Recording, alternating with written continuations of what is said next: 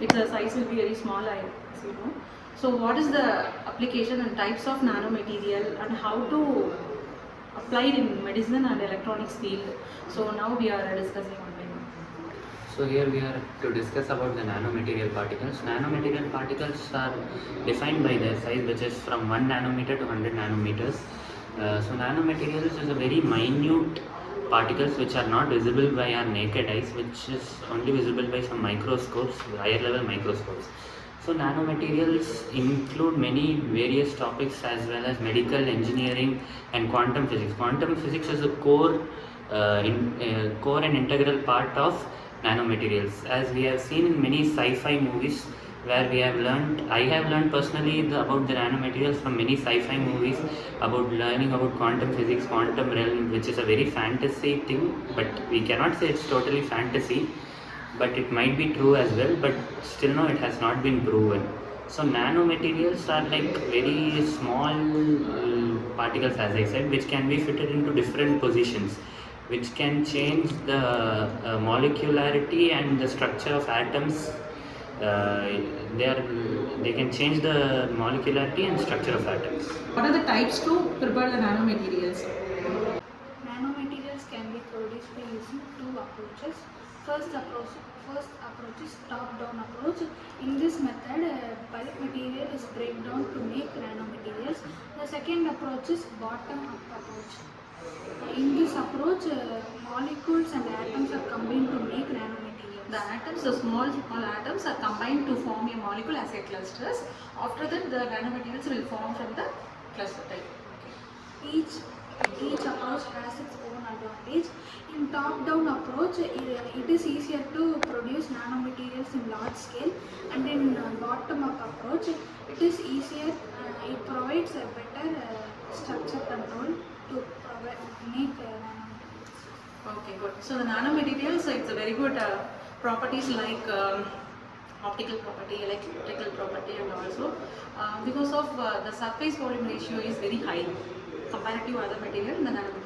So what is the properties of nanomaterial? So one of the most interesting aspects of the nanomaterial is their unique properties. Firstly, they have a large number of surface area, which means that more number of atoms are exploded, which results in the increase in their chemical resistivity. Secondly, these exhibit quantum effect, which means their optical, electrical and magnetic properties will be changing.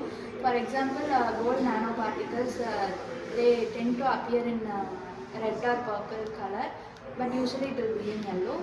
And the third property is they have a large number of strength, more than the other, compared to the other particles. The size will be decreases, the hardness, the strength will be increases. So the next one, what are the applications of nanoparticles in medicine and electronics? Because in modern days, nanotechnologies play a vital role in medicinal applications.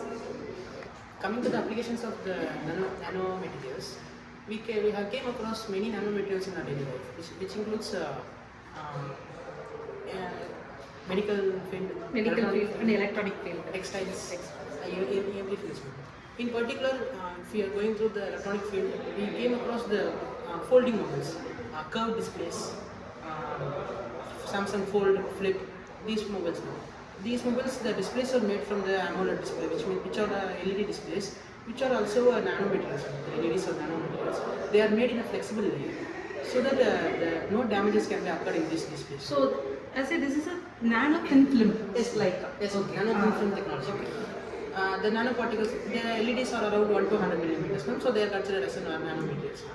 And in a medical field, we have use that across drug delivery. In that particular cancer treatment.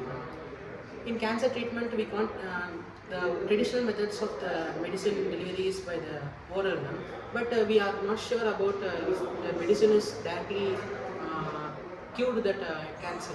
So in this way, the nanomaterials are injected to our veins, so that the particular place of the cancer cell can be destroyed. This is how we are achieving the modern medicines. And in textile technologies, the waterproof, if we have spilled any some wastages in our shirt, it can be easily wiped off. That is also that's a resin method, ma'am. But applying a thin film of nanomaterials also there. And the further applications in these many sectors are like energy sectors, where the cells are made. Some of the cells are made by the nanomaterials, and in industrial sectors and agriculture, where the diseases of the crops can be cured by the nanomaterials, as told in cancer, by the same method. And in defense security, we have came across many nanomaterials we have used in the army. For the purposes, as a spy material, which have been sent to other countries, like that, and in cosmetics, So even though nanomaterials have more advantages, same way it has also have some challenges. For example, the major issue in nanomaterials is that safety.